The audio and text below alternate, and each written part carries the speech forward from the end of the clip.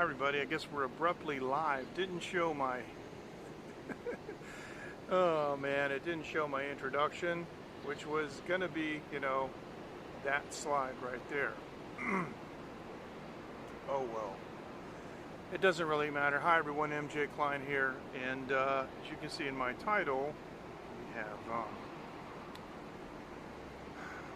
a level 3 alert here in Taiwan.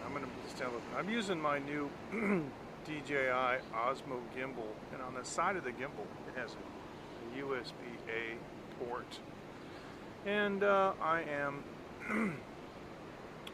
using one of my little plug-in lights here. So alright, I don't know how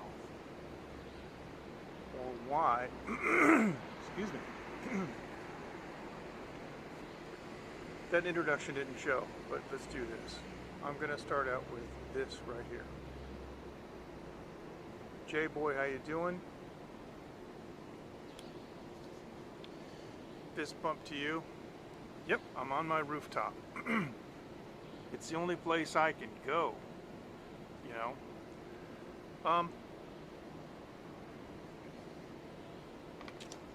Level 3 means that, see, we've had over 100 cases per day over the prerequisite number of days. So that's triggered a level 3, which means masks must be worn in public everywhere. Indoor gatherings over 5, outdoor gatherings over 10 are banned. All religious gatherings are banned. No in dining, only takeout. Non-essential businesses are closed. Entertainment places like karaoke and KTVs are banned. Of course, Wenwen's is open because she's a restaurant, but I guarantee you they've got customers upstairs. Now, I haven't been on for a couple of days, and I've been dealing with some personal stuff, and everything's cool. It's just, I've been tied up and busy. Level 3 also means that all schools in Taiwan are closed. Now, this is significant because this is the first time we've done this. Yep, it is. But this is what they do here, and nobody's questioning it. Everybody pretty much, for the most part, is going along with it, but I do have a little news article about some violators too. Now, if you look at the graphic here today, Mr. Chen Zedong, he announced that there were 286 new domestic COVID-19 cases and 1 death. Now, J-Boy, for somebody in India, you would love a day when you had 286 new cases. You'd love a new day if there was 286 new cases only in your town. But for Taiwan, this is a big thing, and we don't really have experience. Well, we have experience with past pandemics, but not this one. Right, exactly, yeah. And believe me, I know what you're going through because I felt the anxiety of this just by itself, with nothing else. I mean, I know it sounds ridiculous, okay? But seriously, it's, anyway. So, by the way, J-Boy, I found it today from my friend John, and I can't think of what the name of it. There's a common anti-parasitic medicine that's given to dogs for worming, purposes, and it also for humans that have certain types of parasitic infections. That has basically ended the pandemic in India, and they recommend it. Have you heard about this? Or giving this as a prophylactic to people who don't have COVID-19, but for those who are infected, it can make the difference. If you're in the hospital, it can significantly reduce the symptoms. If you're near death, it can save your life. Have you heard about this? This is a common medication. If you can't get it from your doctor, you can get it from your veterinarian. So, yep, I would too. So anyway, for the most part, most people have been compliant. But we did have this news item come out today. And in Kaohsiung, 604 people were fined for mask violations in Kaohsiung in 2 days. And they don't mess around. That's it. Yep, that's it. So you know about that medicine, right? Listen, I'm not a doctor, and all I do is share information. I am not a doctor, but there it is. Do research on it, come to your own conclusions. Now, you asked about level 3, and part of level 3 also includes contact tracing. Now, I don't know if I mentioned Audrey Tang, T-A-N-G. Audrey is Taiwan's digital minister. Now, there is such a thing as digital minister. I'm telling you, every country should have a digital minister. Now, they call them ministers here. In the United States, it would be a secretary. Like the United States have, like, you know, Secretary of State or Secretary of Defense. Well, that would be the Minister of Defense in Taiwan and other countries. So the digital minister, now I want you to know how cool this is. I was looking for vaccination information, and you know, I can read Chinese okay, but it sure is a lot more convenient if I can find something quickly, and I can read a lot faster in English. And so I reached out to Audrey Tang on Twitter in a public message, and I said, we need your help. You know, we need like a compilation of information in English that we can, you know, basically for foreigners. Here's what I got back. Tell me, how cool is this? The digital minister of Taiwan DM'd me on DM'd me on Twitter. Come on, man. When's the last time that, like, a secretary of anything, this is Audrey Tang right here, see? And Audrey Tang said to me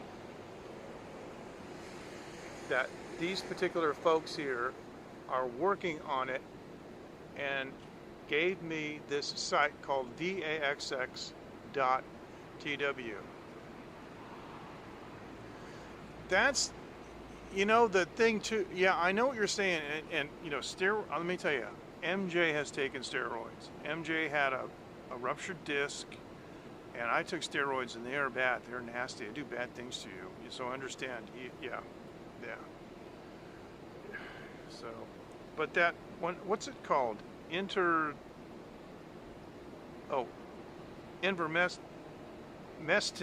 I don't know how to pronounce it. Mectin. Anyway, that seems like a really good. Of course, you have to use it, you know, in the proper dose. So anyway, I just wanted to point out that Minister Tang was kind enough to DM me. I'm a nobody. So that's incredible. But let me tell you what Minister Tang has done. This is why every country needs a digital minister. Part of level 3 means that now everybody that goes to 7-Eleven or whatever store or whatever restaurant has to give their information for contact tracing. Contact tracing is probably the most proactive tool that you have for pandemic prevention, because you got to find out who an infected person was around. And part of the problem is some of these infections have been spread by people who are doing things that they don't want anybody else to know. They've been going to these hostess tea houses and doing things that they don't want their families or their wives to find out. And so they're not really open to contact tracing. Okay, that ends now. So what the digital minister did was implement this really cool system. Now let me show you this. I took this picture today at 7-Eleven. What you do is you use your phone. Oh yeah, I know it doesn't. Hey Matthew, how you doing? Fist bump to you. Yeah, I know. You know something? The WHO doesn't recommend its use, but I'm going to tell you something. I have found out in my old age that okay, let me get this off screen for a second. Sometimes you don't know if something or somebody is right or not. But you can usually be pretty sure when they're wrong. And all I'm going to say is the WHO has consistently proved over and over that on almost anything that you can name, they've been wrong. So you are responsible for your own health management, not the WHO. Now, this was taken at 7-Eleven. Matthew, how's the new little guy doing, by the way? What you do is you scan this. If you have the Line app, you can just use the scanner in Line and it takes care of it for you. But I just use a QR code scanner on my phone. Everybody has one of those, right? You just scan the QR code and it gives you a result in your browser. Excellent. Yeah. Eat, sleep, repeat. Yeah, I know. No, you forgot one thing. Eat, diaper change, sleep, repeat. Yeah. I remember those days, but I tell you what, I wouldn't trade those days for anything. I will never forget those days taking care of my infant daughter. She was incredible. So you copy the results of the return, you know, the results of the QR code, and you send it to I know, it's amazing. But J-Boy, I mean, India, programmers, digital everything. Come on, guys. I mean, Indian guys should be leading the world in this stuff. Let me tell you, if I want something done, seriously, I call my Indian friend. Hey, can you do this for me? Yeah, sure, no problem. Because the guy's a whiz. He's a programmer, man. You know, so yeah, it goes without saying. You could do this in India, they just haven't done it for some reason. And I don't think it's because they haven't thought of it. So you just scan this. Now the paper there, you see the paper and the pencils, that's for people who don't have smartphones, because not everybody has smartphones. But you go to 7-Eleven and literally you text them an SMS message, or, you know, I mean, that's what we have, the SMS system in Taiwan, GSM system. But excellent. I'm really glad to hear that. And so, yeah, we have an app too, and I'm going to show you the app in a second. I know you can't see my face and I'm gesturing and stuff, but anyway, so what you do is you text this to, I think it's 1922. And the great part about it is once you text to 1922 one time, then you have that message open, you know, in your phone app, and you just go to the next time. So it's really interesting. But there is an actual app that you can download from Google Play in Taiwan. And I downloaded it and it opened in Chinese, but then it started to give me notifications in English. Now here's what it does. It's called Taiwan Social Distancing. And right at the top it says no contact with registered positive tests. And it says please continue to maintain social distancing, and down at the bottom it shows me that my notifications are enabled, and it shows me, you know, the app revision number and all that stuff, right? So all I did was install the app. When I installed it, hey Brian, yeah, nice to see you too. And I just gave it permissions to, you know, to run all the time. And every day I get a notification, you know, you've not been near anybody known to have been exposed. So the vaccination drive, well, we're having trouble getting vaccinations because of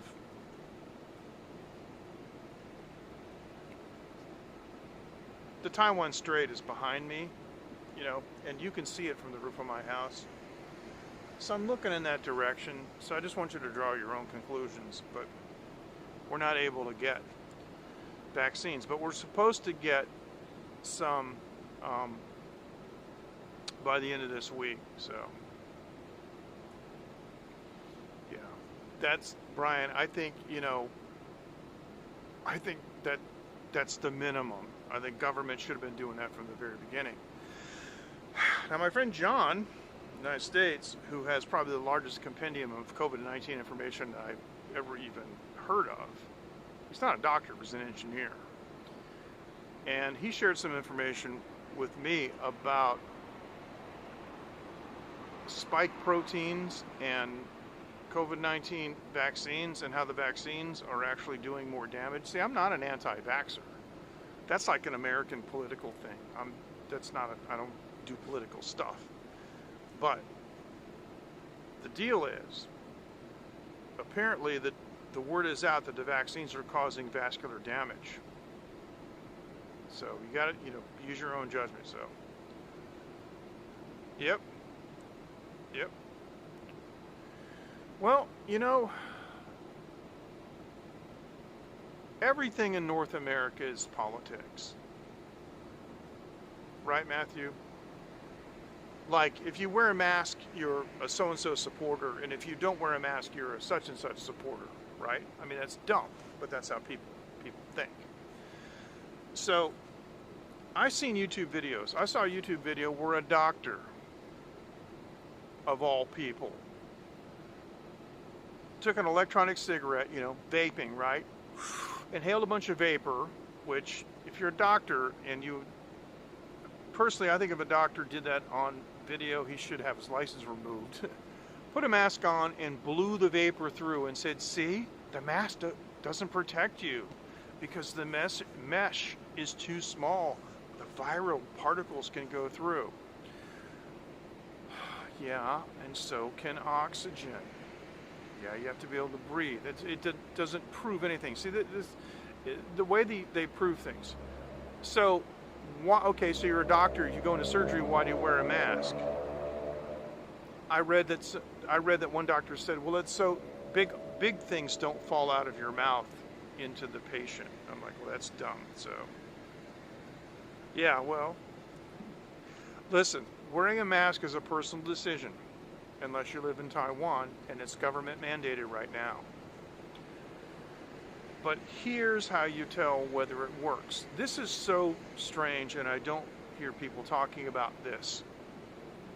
Common cold and flu infections are at an all-time low because people around the world are wearing masks. So if masks don't work, then why are there less flu and colds? I didn't get a cold this year. I didn't get flu this year. And I don't bother with that 75% wimpy stuff. I got 95% alcohol in my man bag, and I spray my hands. I got a package today from 7-Eleven, something I ordered, and I sprayed the damn package, man. I sprayed the contents of the package. I spray everything. I meet somebody in the street, I shake their hands. Excuse me. Nothing personal. No, it's okay. Can I use your spray? Yeah. So, masks work, and I don't need one on the top of my roof. But a lot of scopes, you see me do, I'm wearing them. All right. So that's what's going on in Taiwan. And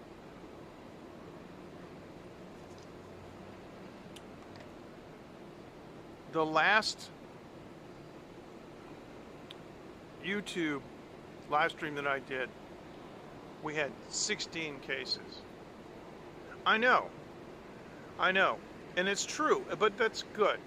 That's a good thing. And we have those little straps, that go around our neck. Now, if you guys don't have any of those, I should do another giveaway. I should just do a giveaway to somebody to send them those little straps. They're really cute and they snap on. Of course, if everybody's getting vaccinated and you don't want to wear a mask, it probably won't have any value. But for us in Taiwan, see, we wear masks all the time. I've been wearing masks, gosh, for 20 years, traveling. It's just common. You guys remember when I took my 2018 trip? That's where I met Steve from Florida, and Donna and her husband and John. In 2018, I went to see Dr. Sears right in Florida, and I would take my mask off for the stream, but I wore a mask on the plane. I wore a mask in the airport. 2018, there was no pandemic. I do that all the time. That's what I do. And that's what we do. And one of the things I want to do is I want to have Phoenix on for an interview. I think I'm going to do an off live, a non-live, just a recorded interview with Phoenix. Because Phoenix has never known a time when she doesn't wear a mask. When she was an infant and we went out during cold and flu season, because she was a little tiny baby, we put a mask on her. And she never tried to tear it off. And she was used to it. And she wore a mask every single day in school since the beginning of the pandemic. And I asked her, does it bother you? She goes, no. She looked at me like I was crazy. No, why would it bother me? So, now, yeah, no, I know what you mean. And that's not a bad idea. And so if you have the strap around your neck with, you know, it's the little loops hooked onto, you know, the ear loops, and it's hanging, you guys have seen mine, then you can just pop it up. But I'm going to tell you, I mean, I think about going back to the States to visit, and part of me doesn't want to go because I don't want to have to deal with all the Karens. I don't owe anybody an explanation why I wear a mask, and if somebody tells me to take a mask off, do you think I'm going to take it off just because somebody tells me? I mean, really? Yeah, I'm an old man. Yeah, and some young guy could, you know, kick my butt. But he would have to, because I'm not taking a mask off because some Karen is yelling at me across the store, take your mask off. And I don't answer people. If they ask me stupid questions and they're not entitled to an answer, I just do what I do when I'm in Thailand. I just switch to Russian. Art, how you doing? Fist bump to you too. No, absolutely not. No, we don't need China's permission for anything except anything having to do with the UN. No, Taiwan is completely independent, and which is so funny because all the news reporters in Australia, like Sky News in Australia, are always talking about how the fact that Taiwan is already independent, China uncensored, you know, Chris Chappell, they're always saying Taiwan is completely, you know, not dependent. No. And, you know, all of my residency stuff, here's the joke. I'm a permanent resident of Taiwan.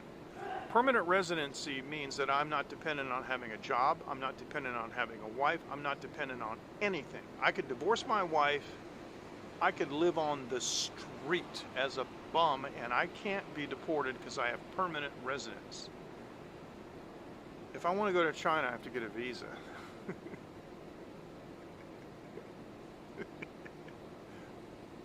Do the math. Okay, so because we're on level 2 now, finally, level 2, here's one of the things that's going on in my neighborhood. The Jawawa machines are shut down. Of course, they have the lights on because they have to protect them from vandalism, but all the machines are shut down because that can be a big spreader. People cough. People, you know, they use the machines, they use the joysticks, they use the buttons. So all these machines are shut down. And you know what? I don't mind that at all because they make noise all night long. The next thing that's been going on is Phoenix is now remote learning. Now this is new for Taiwan because I've always been saying that, you know, we don't have a lockdown and their schools never closed, and they're always astonished when they hear that. So this is Phoenix with her notebook computer on her desk at home, and they're using Google Classroom. So this was day 2, and I've asked her, you know, has she noticed, you know, is she learning at the same capacity and everything? She says yes, she has no problems with it at all. But she has experience being on camera. And of course, you know, with my church, we use Zoom. So, you know, there's a lot of other opportunities. You know, we do.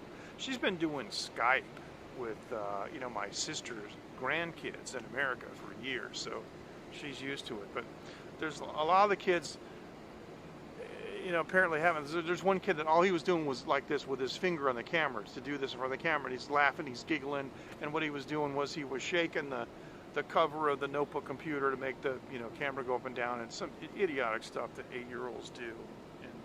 And Phoenix was just sitting there with perfect presentation. So that's what's going on. So the official count today was 286 domestic cases, and of course they always have a few imported cases too. Now, not only that, but we have also had. Will you stop doing that? That's not what I want to do. I want to take this up.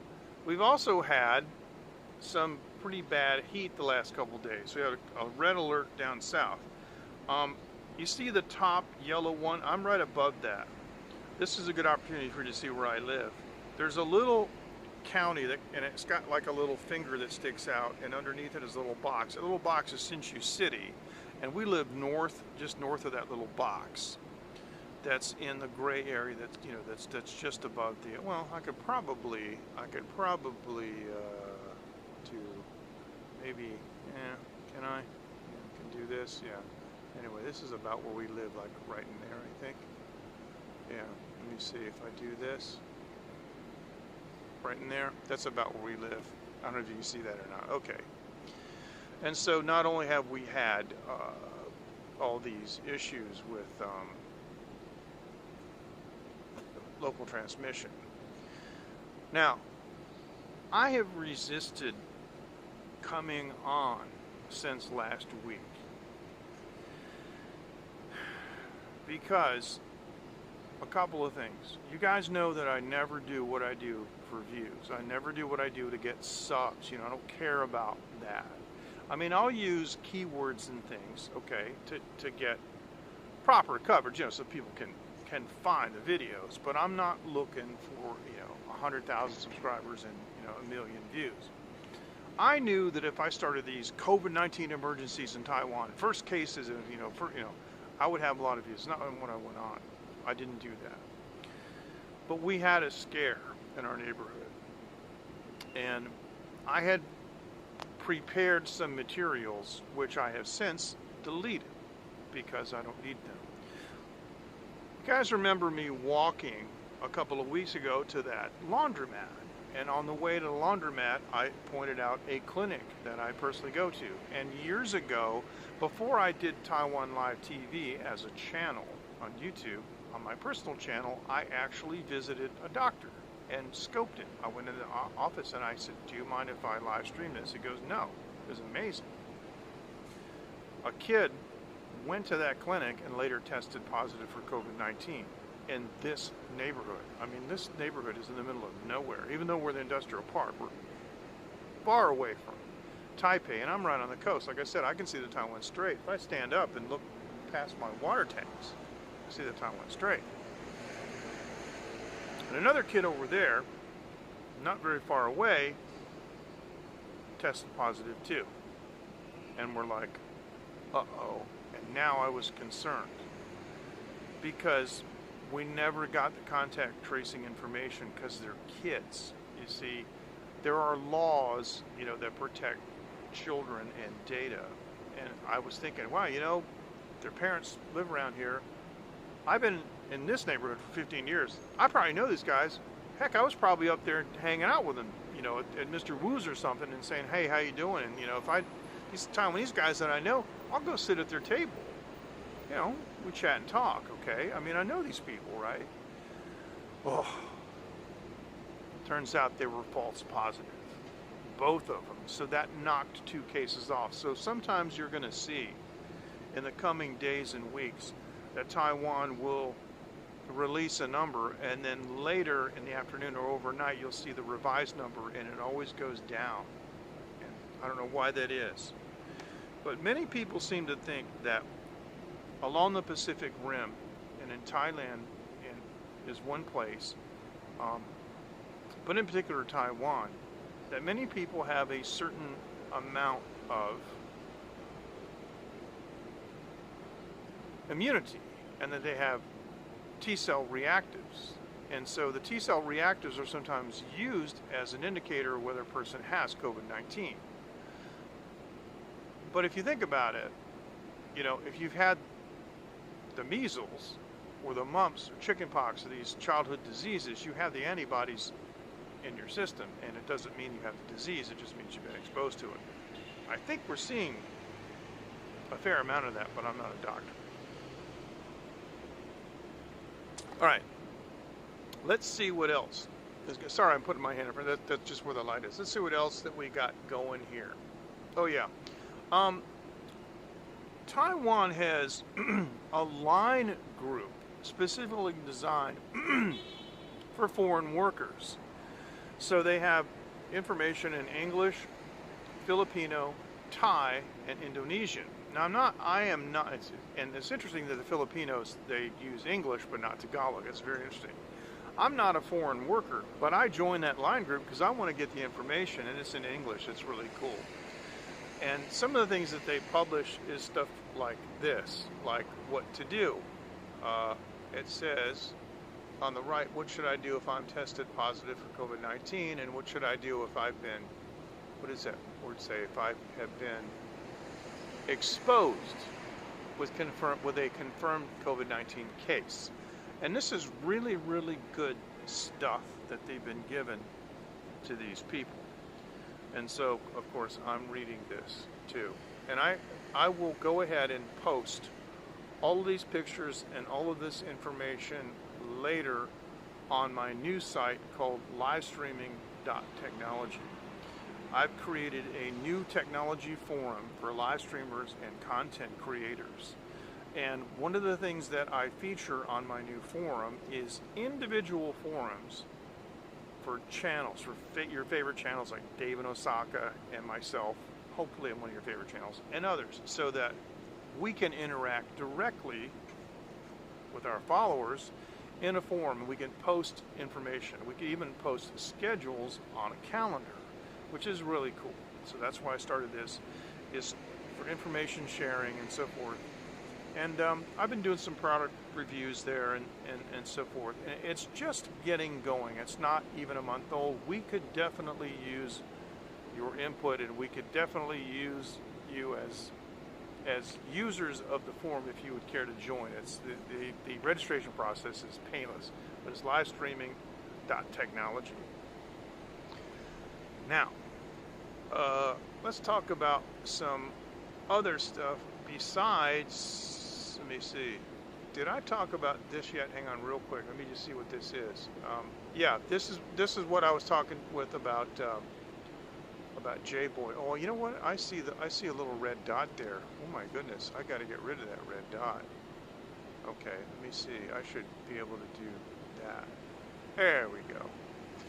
Okay, so that was the level 3. That was introduced yesterday. Okay, and it said it was implemented nationwide after the country received over 100 locally transmitted cases for the 5th consecutive day. So 5 days was the threshold. If you have more than 100 new local transmissions per day for 5 days, then they go to level 3. And there's a threshold of a number of cases per day, and I think it's 1,000 cases per day, and then they go to level 4, and it really gets, I mean, they go into total full-on monster mode. Now, this is a, actually, I need to trim it, but this is the May 2021 lunar calendar. And remember, guys, we have a full lunar eclipse this month on the full moon. So I just want to remind you of that. Check it out. Check it out on site, you know, on your favorite website. And let's see what this item is here. Oh, yes, let's talk about this.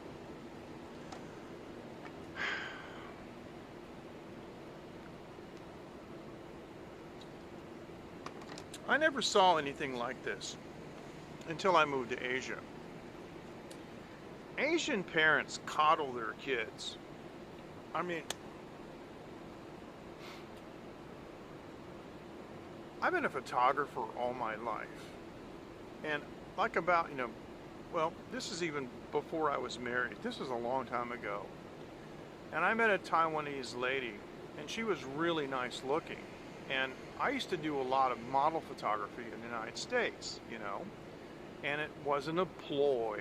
It was real. I mean, I did a lot of interesting experimental photography, and I had, a number of models would approach me to do experimental photography with them, like different kinds of white balancing and filtering and all kinds of stuff. And it was cutting edge back then, but now it's so easy.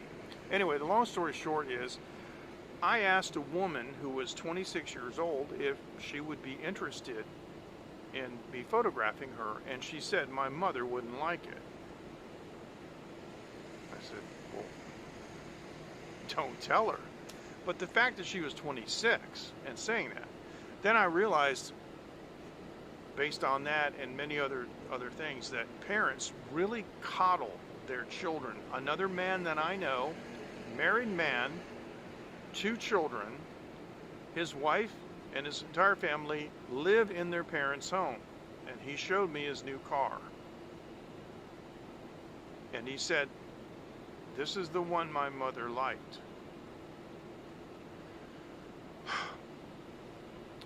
Parents here in Taiwan and throughout all the places I've ever been in Asia and have seen this, will take their child to the doctor for the sniffles, for a cough, for a mild, non-threatening fever, for anything. Every time Phoenix has a runny nose, my wife wants to take her to the doctor, and we have the same argument. It doesn't fly here. When I was a kid, and comedians in the United States have made their career basically out of telling the same joke, that you practically have to be dead for your parents to take you to the doctor. That's partially because nobody's got insurance, or nobody has insurance that covers that stuff. Yeah, you got insurance in America. It's got a $3,000 deductible. I knew a guy on Periscope whose daughter broke her arm, and he had to start a GoFundMe. I mean, that's ridiculous. But the reverse is true. Taiwan, here we've got the national health insurance, and it's so amazing. All basic needs are covered. You have a cavity, you want to get a filling, it's covered completely. You just pay literally like $3 for the visit. So what happens is emergency rooms in Taiwan become 24-hour doctor's offices because the regular clinics close at 8 p.m. or 9 p.m. So a kid wakes up, at midnight, Mommy, I don't feel good, and what's wrong, honey? And, oh, I got a sore throat. And so they pack the kid up and take him to the emergency room for sore throat because the emergency room is open 24 hours a day.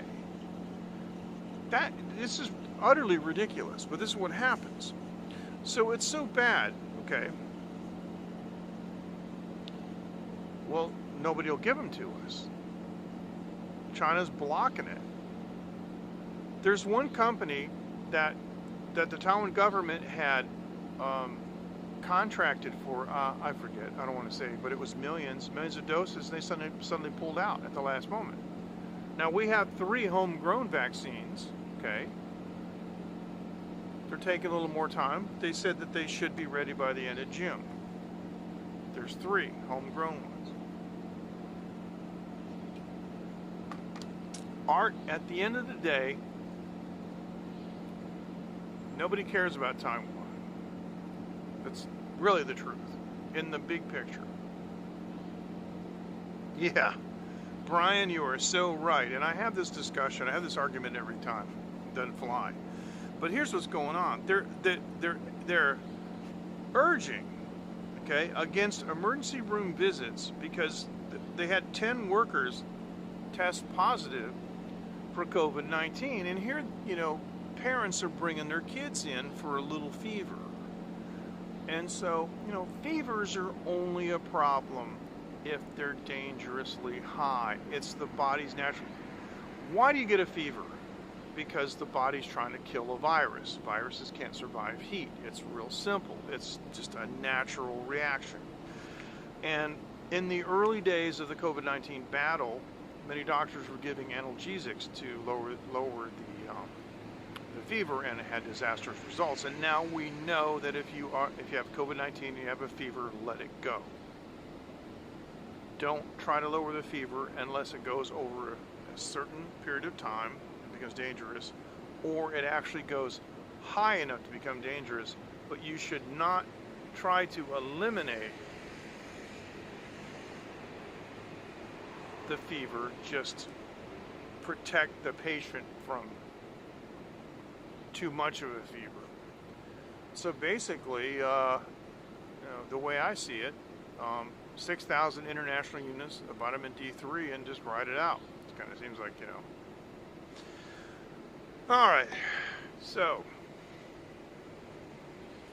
I'm going to just sit back for a second. I'm enjoying this. This is a beautiful night. We had the crescent moon behind us, but it has since set because it's a day or 2 days after the first quarter.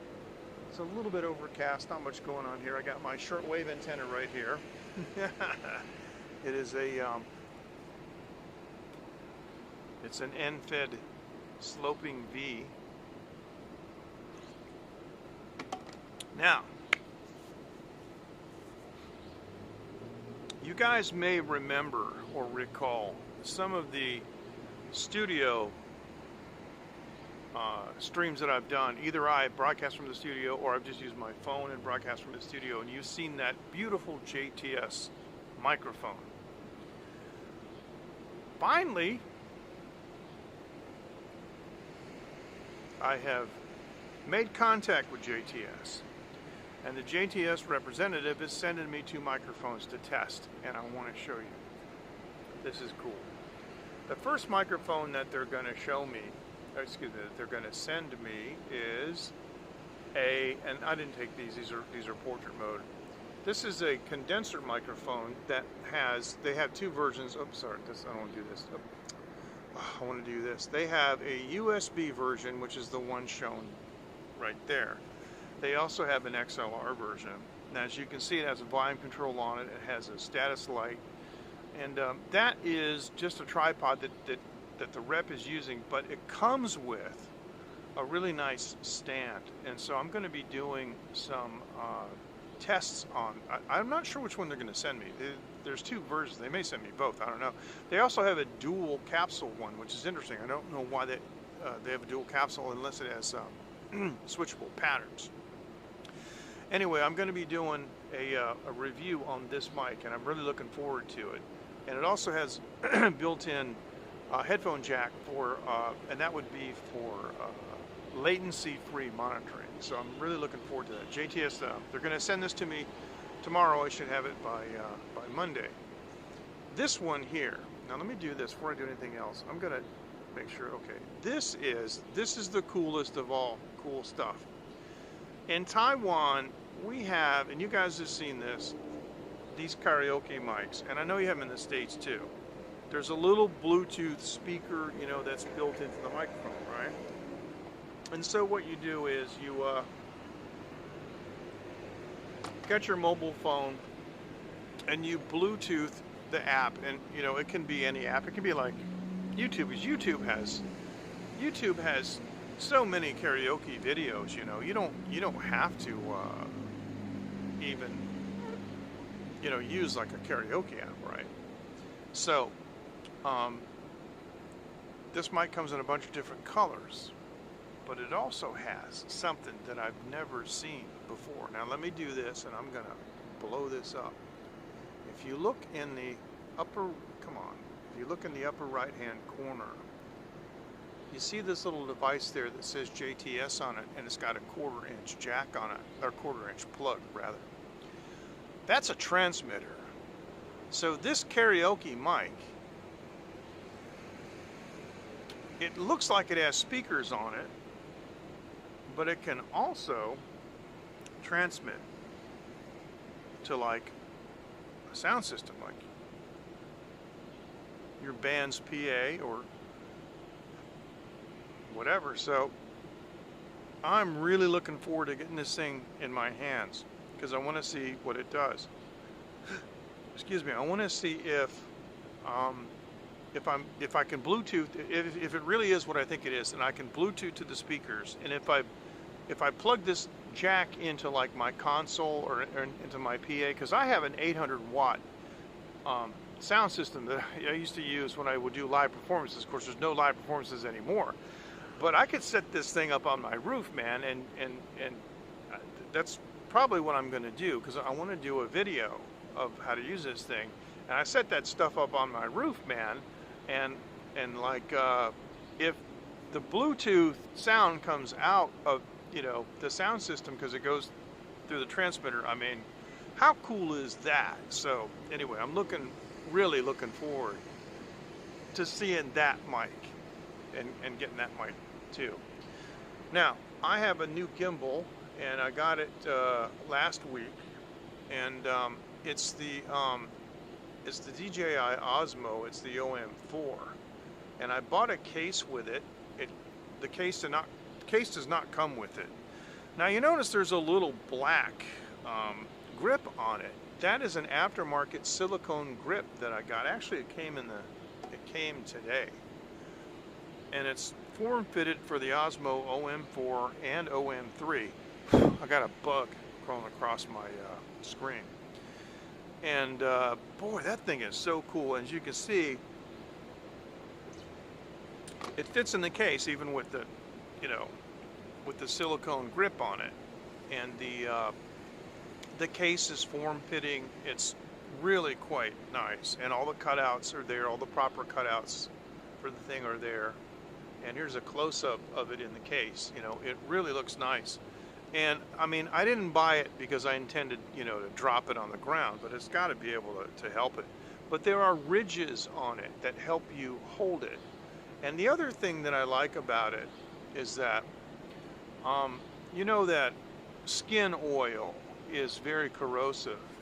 When I worked at Cybex International, the exercise equipment company, we used to do studies on that, on skin oil and sweat and how it would corrode finishes. And in fact, we had a senior level engineer who had joined our company who came from Timex. And the Timex watch company actually had developed artificial sweat, so they could test watch bands, you know, and they could test watch backs and so forth and materials for corrosion. And I remember while he was at Cybex, he called Timex and said, "Hey, can you guys send me a batch of this stuff? You know, we want to use it." And they did, and they gave us a formula so we could use it to test finishes on our treadmills and on our exercise bikes, on the paint and on the grips and everything. And so I'm a guitar player, and I've had to develop an actual protocol for cleaning guitar strings so they last longer because of skin oil. So I know that this silicone grip is going to help protect the plastics. It'll also protect the plastics from the terrible corrosion that happens here, just because, you know, we live in Taiwan. So here are a couple other portrait mode shots of the grip.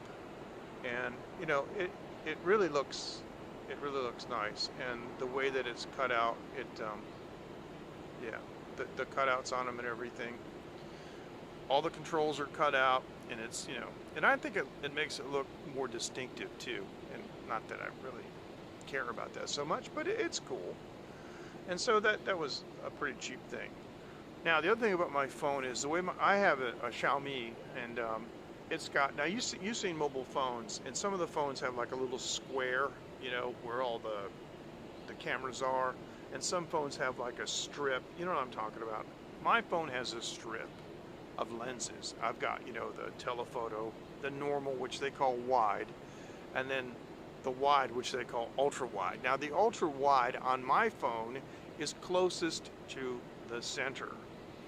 So if I mount my mobile phone so the center line of the gimbal, you know, is balanced, when I go on the back camera on the ultra wide lens, I can see the motor. So I have to move the phone away, okay, So that bottom lens is away, and it makes the phone heavy on one side. So how do you fix that? Well, what you do is you buy a set of counterweights, and this is what they look like. Now, each one of those weights is 20 grams, and there's a threaded stud on one end, and there is a threaded hole on the other end.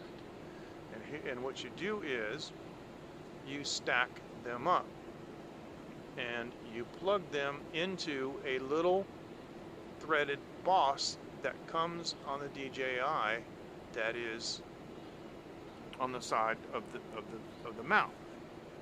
Okay, and when you're done screwing these on, it looks like this.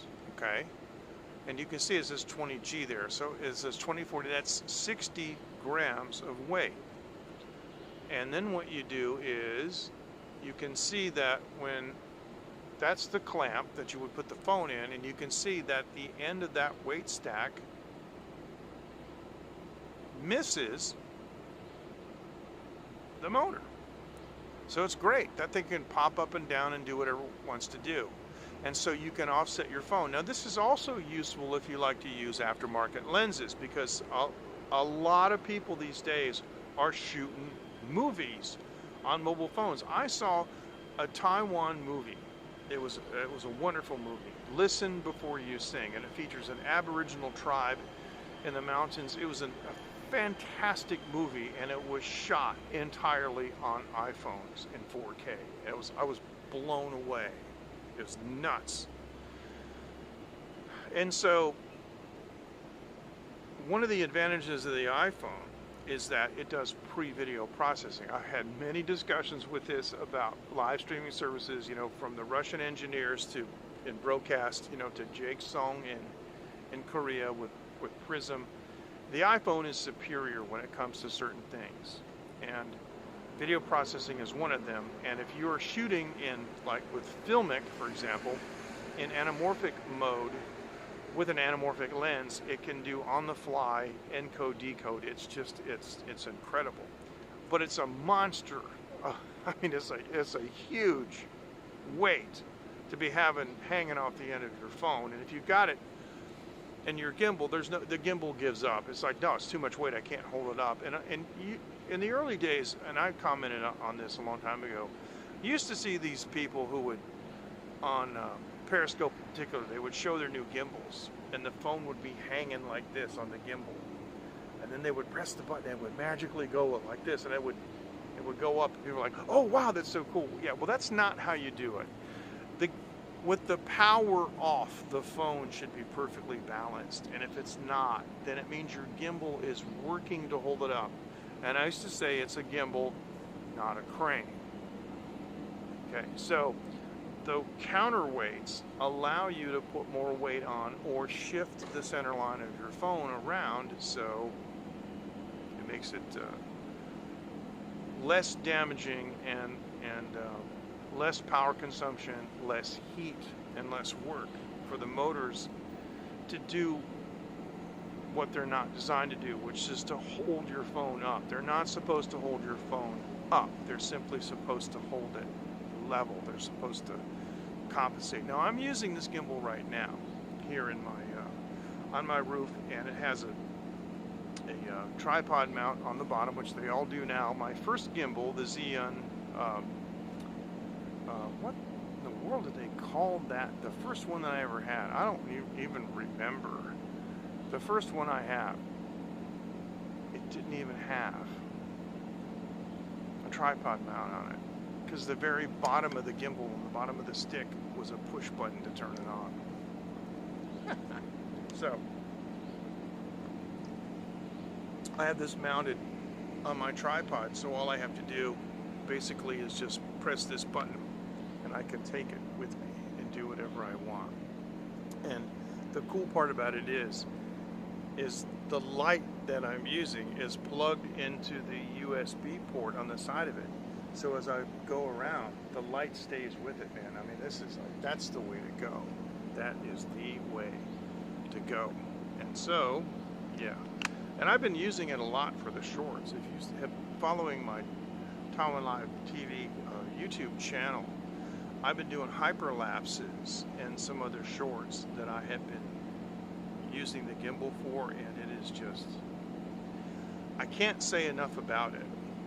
I will say this, I had to find a level spot, and it was, you know, the most level spot I had was the tile floor in my Taiwan house. And I had to do a calibration to get it to run smoothly. It didn't want to run smoothly until I did that. So let me just look at one other thing here, and I just want to make sure that I have, I think I have covered every single thing that I wanted to go over. Yes, but let me mention one more thing. You guys know that I use in my studio a Behringer X32 console. And years ago, when I first started live streaming, you know, from a PC using my studio upstairs, I used a, okay, let me get that in a second. I used a Behringer mixer, the Q502 for USB for that too. I'm a big Behringer fan. And there is a Behringer forum, but it's not very good. There are so many complaints about it. They've redone it a couple times. It's absolutely terrible. Of course I go there, and of course I participate, but people were so upset about it that I formed my own forum. It's called Behringer.world. And there's even a forum for non-Behringer equipment. If you want to discuss recording engineering or mixing or anything like that, live sound, whatever you want, doesn't matter. It could be cinematic, could be live streaming, doesn't matter. Livestreaming.technology is probably a better site if you want to talk just about live streaming. But if you want to integrate stuff, or if you got Behringer equipment, go to this one. It's very, very easy for me to set up websites. I can set up a website in an afternoon. I have a hosting, I have a hosting account in my own web server. So I recommend that you go to Behringer.world. We have quite a big community growing there, and these people are very appreciative of the new forum, and I'm very, very happy that I can provide this for them, and it's really, really easy. And a number of people have offered to donate money, and I really appreciate that. But no, I don't need the money, because it really doesn't. I mean, it doesn't cost anything to do. It's really simple. Any news about the train wreck? Yeah, the guy who is going to be tried, you know, as the cause, he's not been released from jail. But to be honest with you, you know, public, let me make this smaller. You know, the public, right? I mean, their attention span is ridiculously small, right? And so, to be perfectly honest with you, I don't want this to go off. If I do this, it'll go off the screen.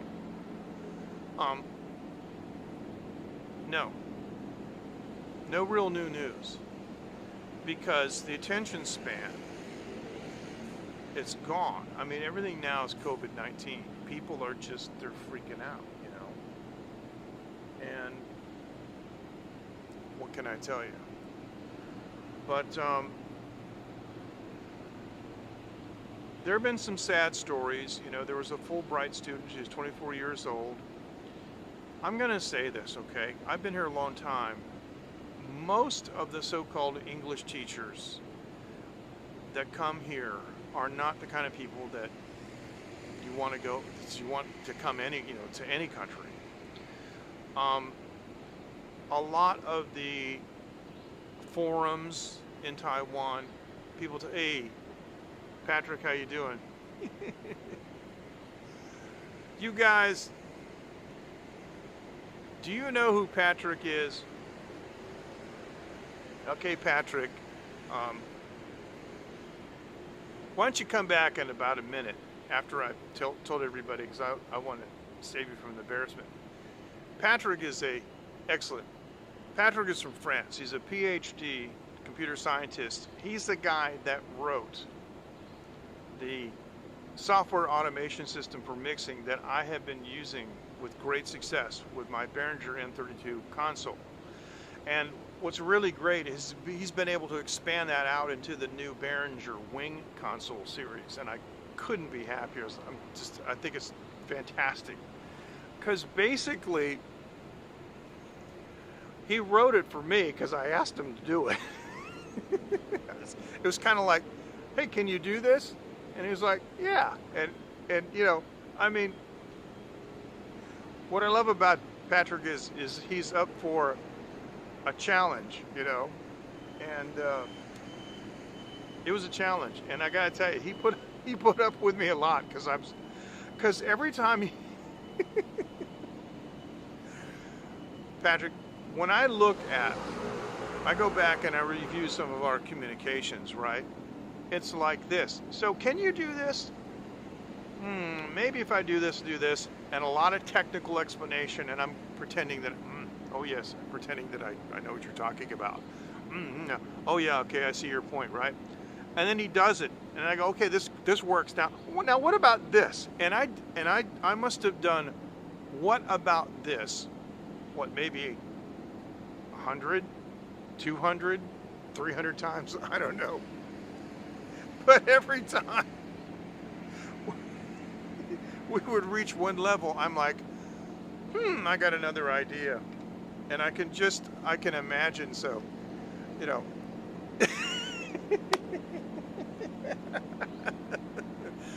The memoirs of a computer scientist. I'll tell you what, if you do it in French, it's okay with me, you know. But I can imagine, I mean, see the time difference, right? So he's sound asleep, and I'm over here like this on WhatsApp, and I'm voice typing, so I'm sending him stuff that's like 4 pages long, you know, and I can just imagine in the morning he wakes up, he's going, oh.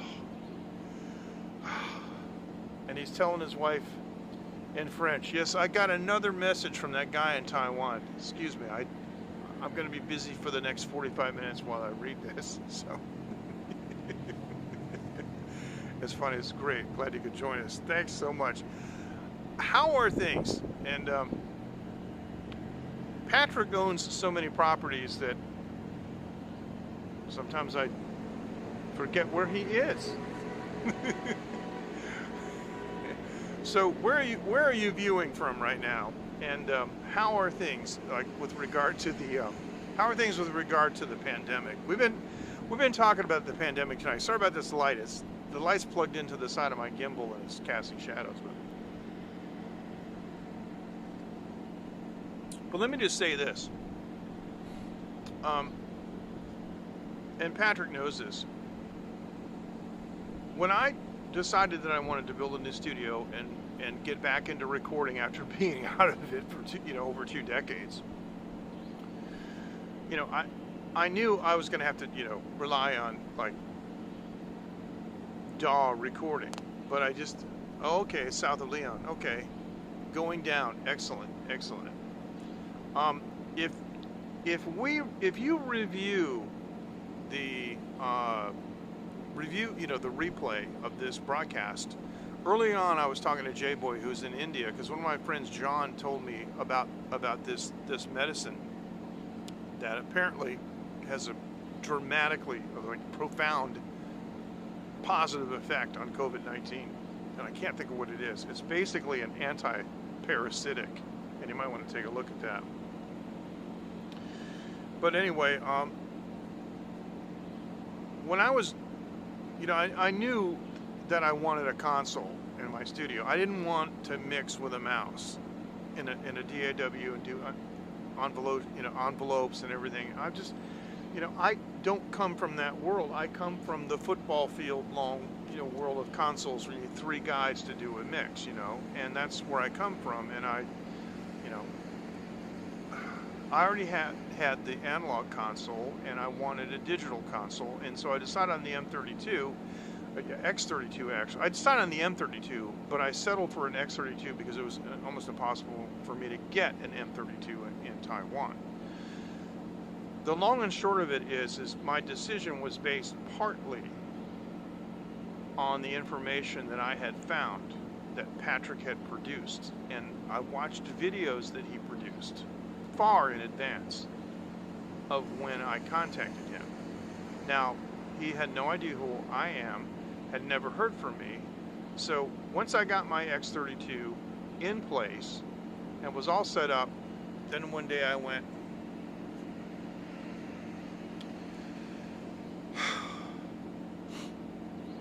I'm going to contact this guy and see what he says.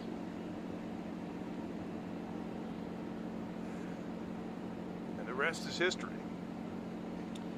And so, Patrick, if you would be so kind as to type the URL for your site, it's x32ram.com, but that would make it a permanent, because it'll burn onto the stream. But yeah, and I'm very proud to say that it is a commercial product now, and I mean, I used all the major systems, flying faders and the MCI system, and even the later API systems that came out, for automation, for mixing. And I've worked on the SSL console, like at Longview and stuff. And what you can do with Patrick's Automate system far exceeds what we could do. And think about all the amazing records that you love that were made in the 80s. You've got David Bowie, Queen, you've got, the Tubes. I mean, come on. I mean, this would be a 14-hour broadcast if I named everyone. I'm just saying, all these amazing records were all done on analog consoles with automation. And now we have the digital console with automation that Patrick wrote, and the capabilities are far beyond what we had in those days. And it makes it so easy to just mix on the console, and everything that you adjust, all the audio adjustments on the console, are recordable and totally recallable and even editable. It's phenomenal. So I'm surprised and I'm flattered and honored that you joined us. So, and when this pandemic is over and we're able to travel again, I'm going to come visit you, and it's my goal to make you sorry that you ever invited me.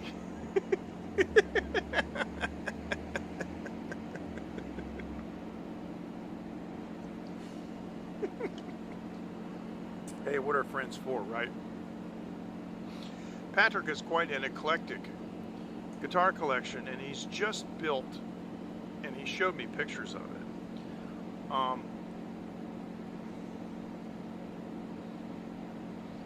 You know what? Give me a second. This is live.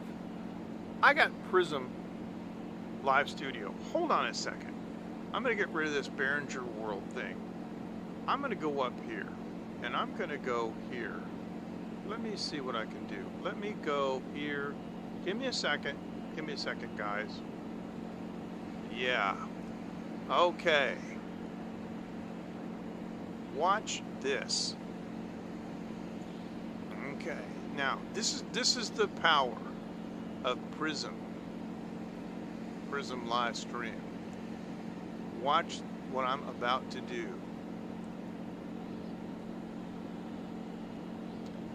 I am able to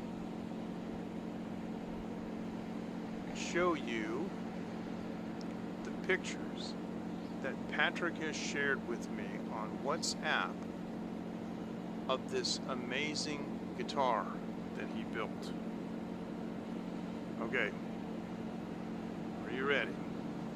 Now, this is in order of what he showed me. He started showing me these pictures of it roughed out, like this. Okay, and then he would get into some of the details in the construction. This is the neck with a fingerboard, but there are no frets on it yet, right? And so then he would show me the frets installed, and I'm, of course, I'm a guitar guy, and I'm going like, ooh, wow, wow, and it's amazing, right? And then another shot of the fingerboard. I mean, look at that, and look at the grain on that wood. That is just, I mean, wow. Okay, so then he's showing me the details on the neck, and this is side view showing the back of the neck and up to the headstock, and how nicely the frets are terminated. It's just, this is guitar geek stuff, and he's showing me the neck detail. I mean, look at the grain and the wood. This is just, and I really, I'm digging this a lot. I love this stuff, and so he was sending me more and more pictures, and then this was a shot of the neck. Apparently, as I recall, I believe this was hanging so he could spray it for the finish, because you see the looks like lacquer on it, right? So I'm like, wow. Some of these shots have been around for a while, and I don't. Okay, so then this is another shot of the body, and it has a beautiful sheen on it. I mean, look at that grain in the wood.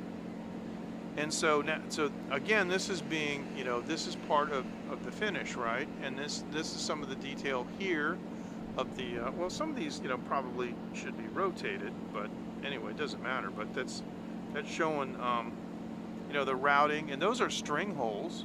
The strings, go up through the body, okay?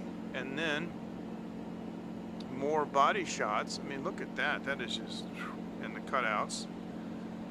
These are for the pickups and the controls. The long slot is where the the controls go for the guitar, and then he's doing the wiring.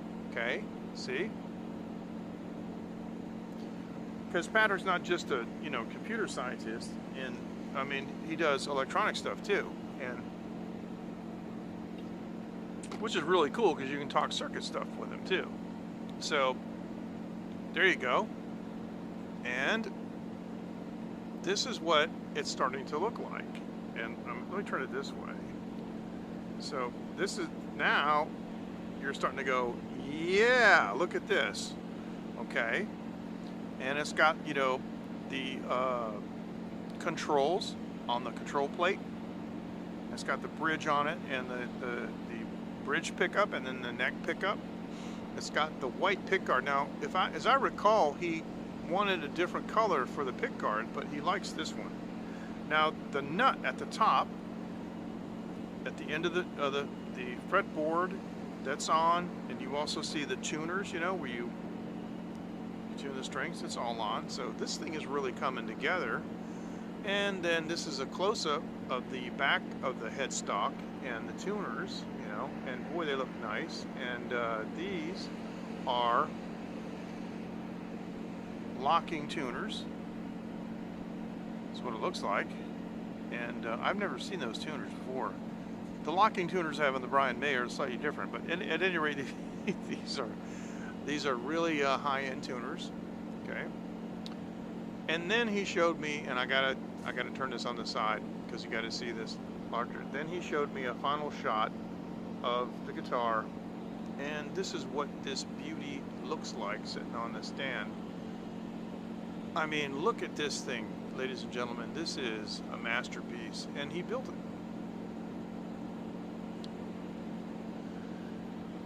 And the amazing thing is, I mean, if I did this would have took me 5 years. I mean, the Red Special, Brian May and his dad, took him 2 years to build.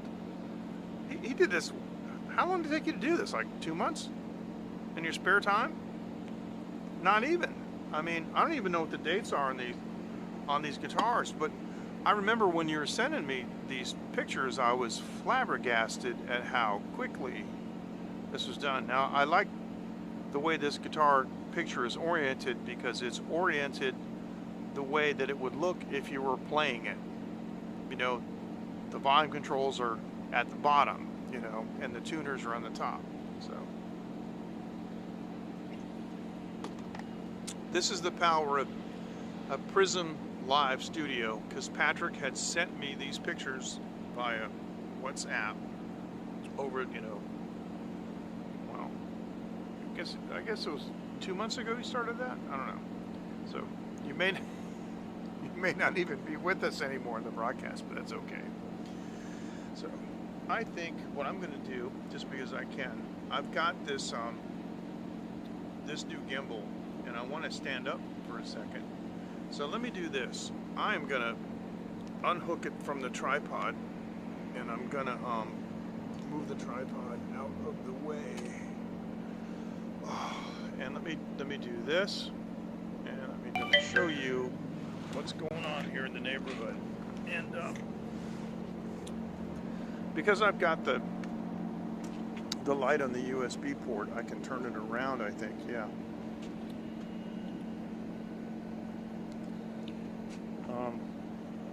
Hang on, this is going in and out. Oh, I see, it's trying to come out. That's my chair. This is a lounge chair. Jan, how are you? How are you? Nice to have you with us. Glad you could join us. And this is the top of my roof, and in Taiwan we don't have a pressurized water system, so we have water tanks. And that, ladies and gentlemen, up there is the moon. Okay, so this, I got to do this. Okay, so I can, with my little light I can turn this around. Excellent. Whoops, I don't want to do that because it shines on the thing. I got to find a better light that I can use to plug in. And alright, so anyway, here we are, and this is my neighborhood, and we're all basically on level 2 lockdown. I'm good, Jan, thank you. Now that is a Binglong place right there, and they're open, but they are takeout only. People don't go there and hang out, and they don't take anything, I mean, they don't consume it on site. And right down there, what I'm going to do? I'm going to unplug this. Hang on. I'm just going to unplug this. Right down there is the claw machine place, and the claw machine is closed. Claw machine place. The claw machines are shut down. But the lights are on, because they have to protect the place. They can't turn the lights out because somebody was going there with a, with a stick or something, and they'll, they'll bust it. Yeah, I'm on the roof of my house, and this is a big Taofan monster across the street. Years ago, this guy wasn't here, and a guy just one day flew in a crane, a big metal frame, and put that top floor in his house. And some of these other buildings, since I've lived here, this all used to be mountains. I could see mountains. I can't see mountains anymore. I can't see a single mountain from the roof of my house. But I'll tell you what I can see. If I go over here. Now this is going to look kind of bad, but that's okay. Let me do this. See those lights way off in the distance over here that are blinking right there? Those lights are on the Taiwan Strait. Now you see that one light that's blinking, watch. It goes on, on, on, on. That light is a wind generation machine that's on the coast. So I'm about 7 kilometers direct line from the Taiwan Strait. And during the day, I got my binoculars and stuff, I can see boats out there. But what happened was, since the time that I lived here, and now, that big factory right there across the street was built. And before that factory was built, I had a panoramic view of the Taiwan Strait that I don't have anymore. Okay, now everybody knows that company called Rytech. You know, the CD and DVD burning, you know, place, you know, the guys that do the discs. Now let's see if my night camera can do this. If you look at this structure right there, that's a round turret that from the street looks like a stack of compact discs. It's pretty funny. And now let me see if I can show you from here.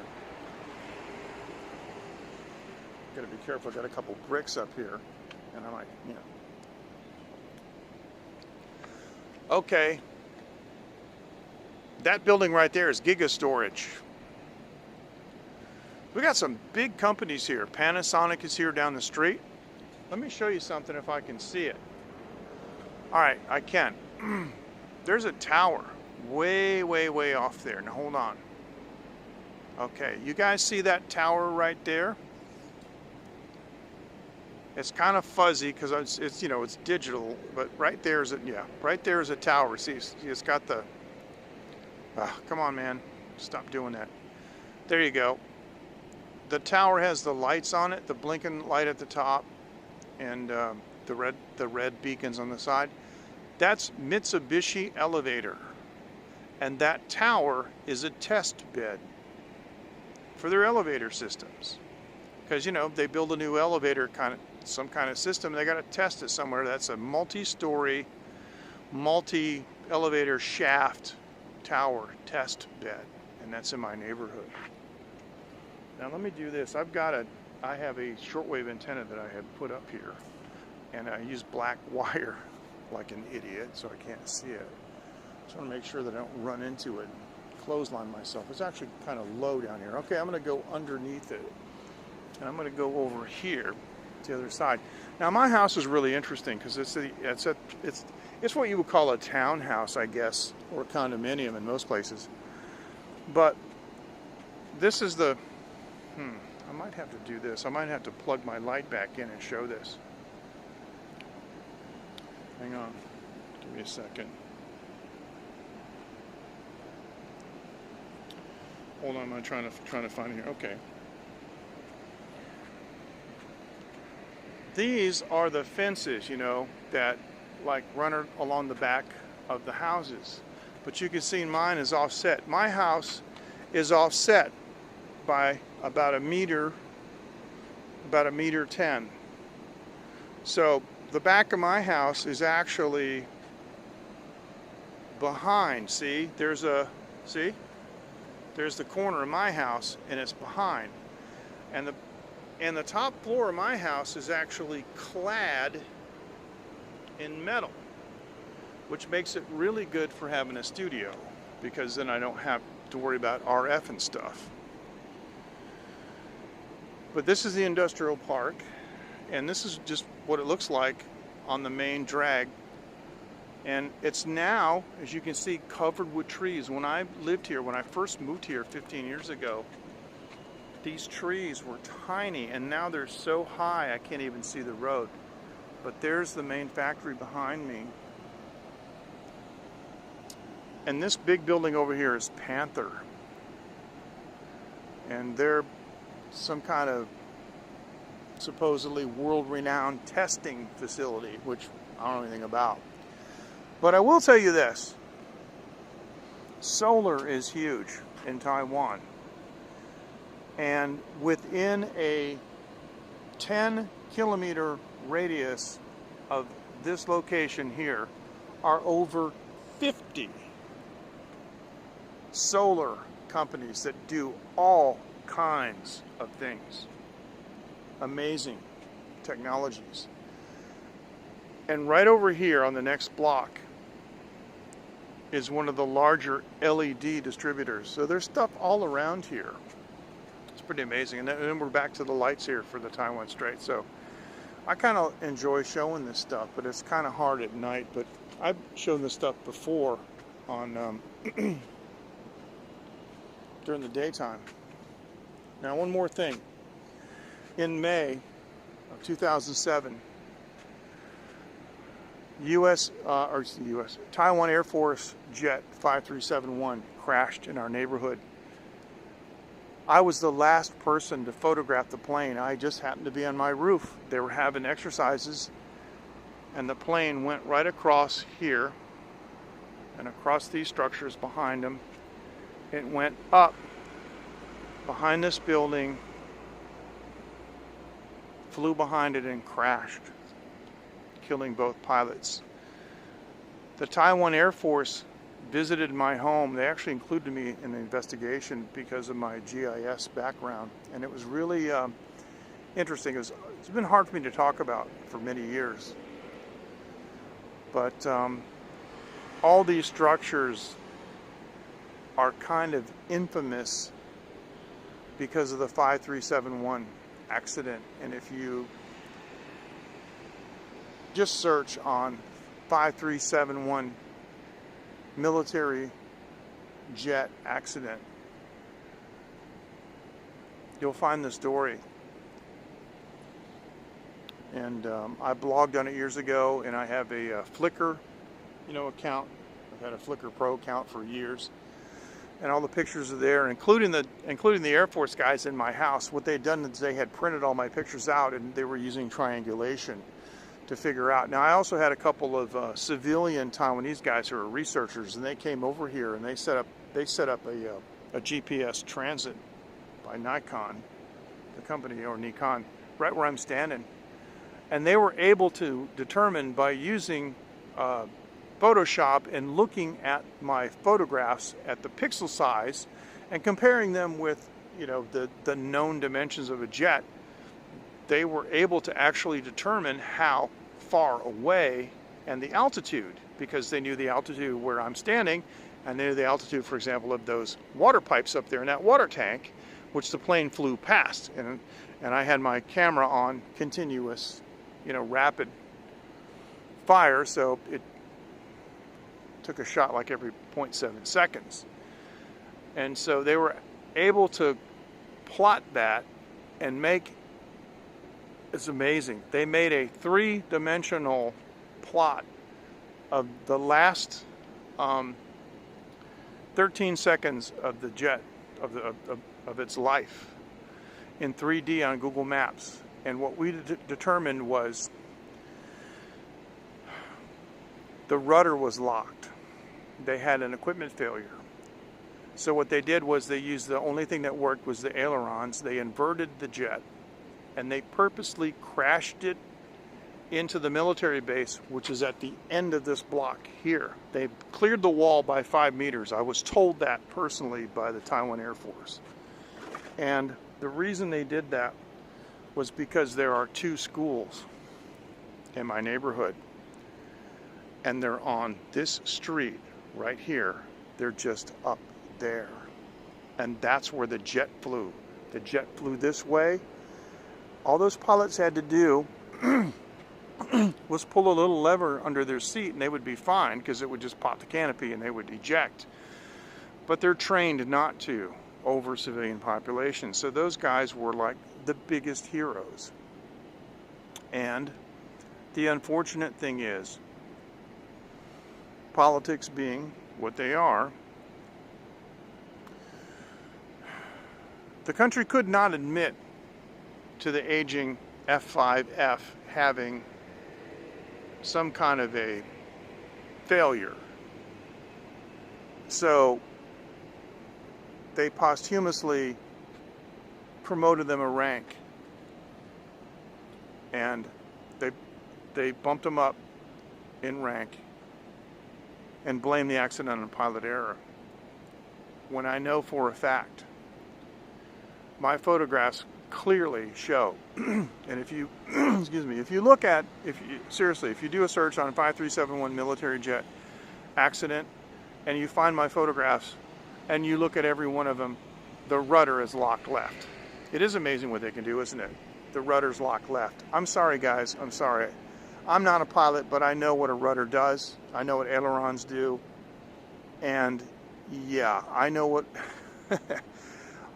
anyway, A flight engineer at Curtiss Wright analyzed my photographs, and he said that the only reason, he pointed out one photograph in particular that had the weirdest combination of a left rudder and ailerons, that he said there's only one reason that they would do this. That's to immediately reduce altitude. I know.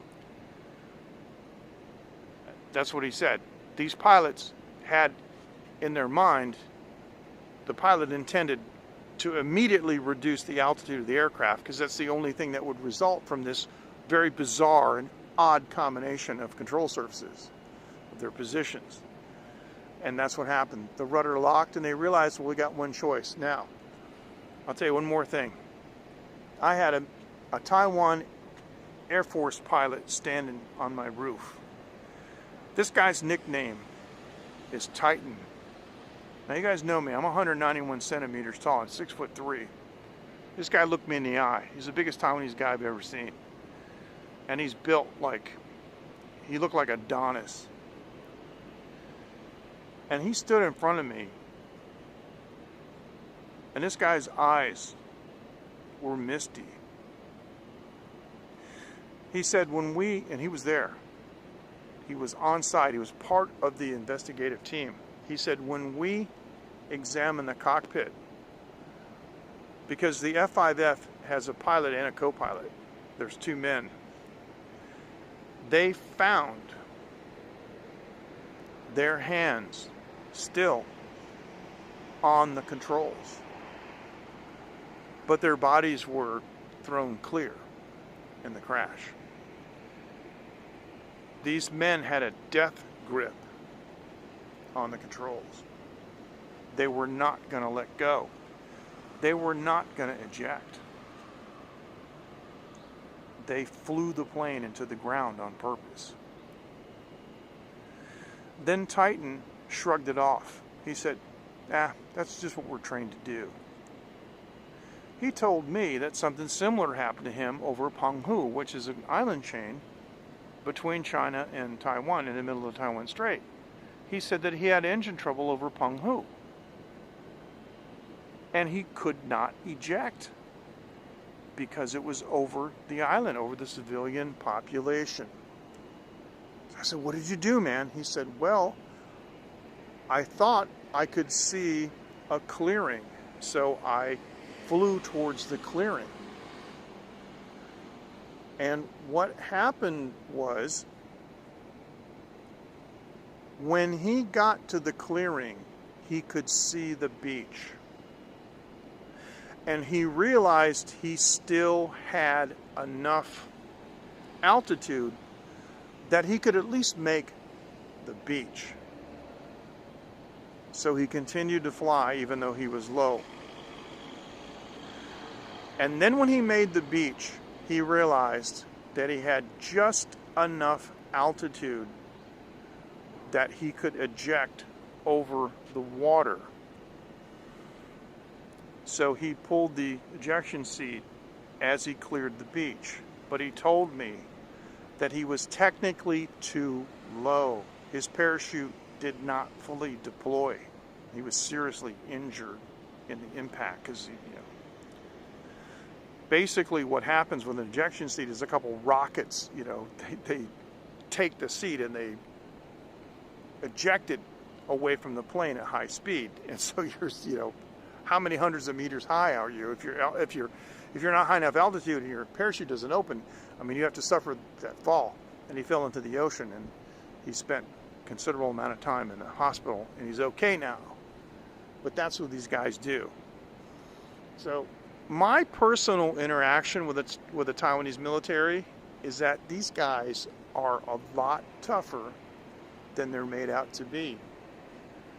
And I think that the country across the Taiwan Strait may have significantly underestimated their resolve. You know me, I don't get political, but I'm just saying, I think that may be what's going on.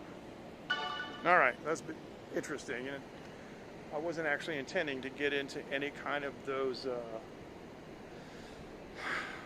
discussions, but I saw this building behind me, right? And it reminded me of that. And every time I come up here, on the roof, you know, it reminds me of 5371 and what happened, and it was part of my life, and you know, I still live in this house. Someday I'll move, but I mean, there's no plaque, but there is a black dot over here, which represents the point where I was standing when I took the pictures, and where the civilian investigators, you know,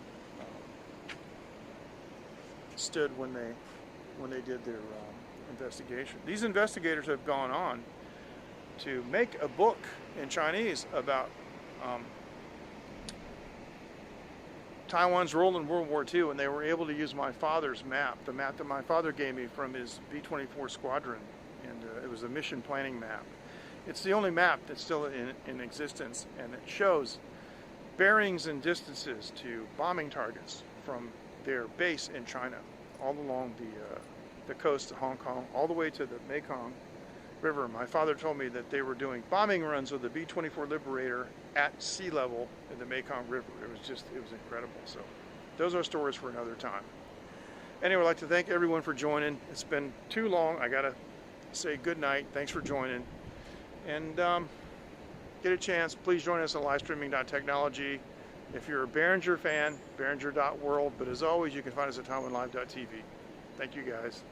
And we'll see you next time. Take care. We're going to say it's Ai-Chen and Wan An, which is good night from Taiwan. Bye-bye. See you next time. Thank you.